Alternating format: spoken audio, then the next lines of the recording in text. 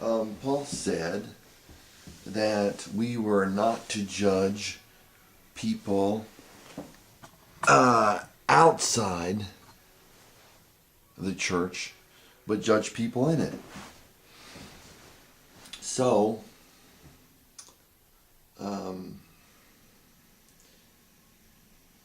we don't need to make determinations of people outside the church. I don't know any place where Paul or Jesus or anybody ever said, well,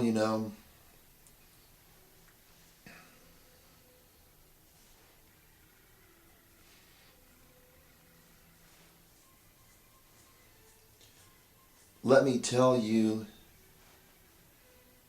of the details of judgment without telling a way of escape. The way of escape was what was preached. Jesus Christ was what was preached. That he would judge and fairly and all that stuff. But as far as saying directly, to someone who wasn't a proclaimed and, Christian or proclaimed Jew, that they were in danger of hell, doesn't seem to connect to me. Paul said, if you go to outside judges that you're doing the wrong thing. He said, can't you judge the smallest matters among yourselves? He said, I'll judge things inside the church. Let God judge things outside the church. Let God determine what's going outside the church. We've got enough people in the very few people who believe in Christ Jesus and who are not putting up a front. And that's a plenty to deal with right there. You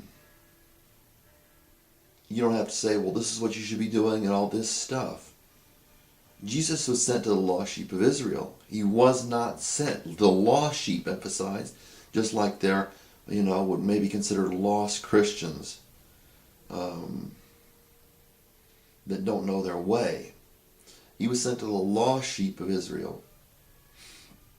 And he said that, and when he said that when a woman approached him, who was Canaanitish or whatever, and said, I was sent to the lost sheep of Israel, and you want me to heal, I believe it was the daughter was demon possessed and all that stuff, and it's not. You said, I'm sent to the lost sheep of Israel, yet he healed the woman's daughter. And even she had a sense of God, and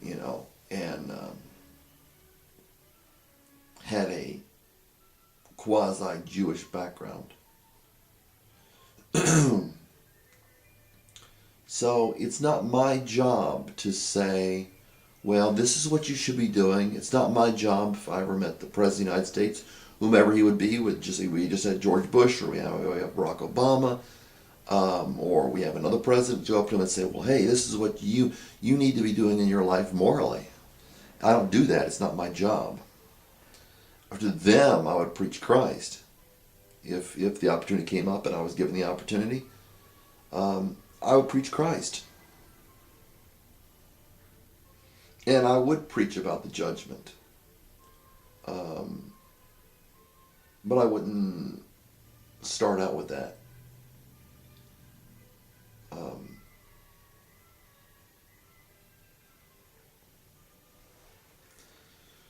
Paul, when he talked to the Athenians, apparently didn't start out with that. He said, you worship all these gods, let me tell you about another God. An unknown God. You have a statue to an unknown God. And I'd like to tell you about this unknown God.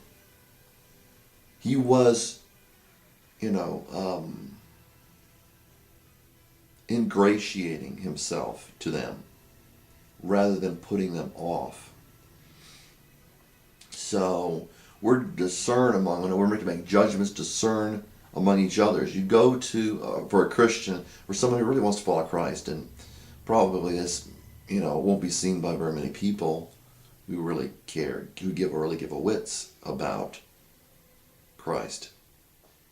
You know, it's another religion. If the United States was Muslim, they'd be preaching how I was a heretic and how I should follow the one true God, Allah. You know, if it's a Buddhist country, it would be, you know, Buddha. It just, you know, it doesn't matter with these people. They want to put forward that they are following God.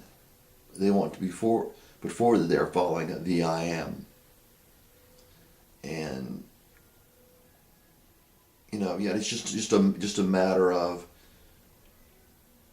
whatever religion has seated itself in that particular culture, and that's really what it comes down to.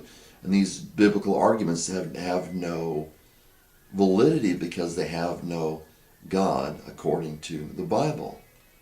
They don't have I Am. They've never met him. They've got no idea who he is. And that's why they keep pumping out the evil that they keep pumping out, because they never knew him.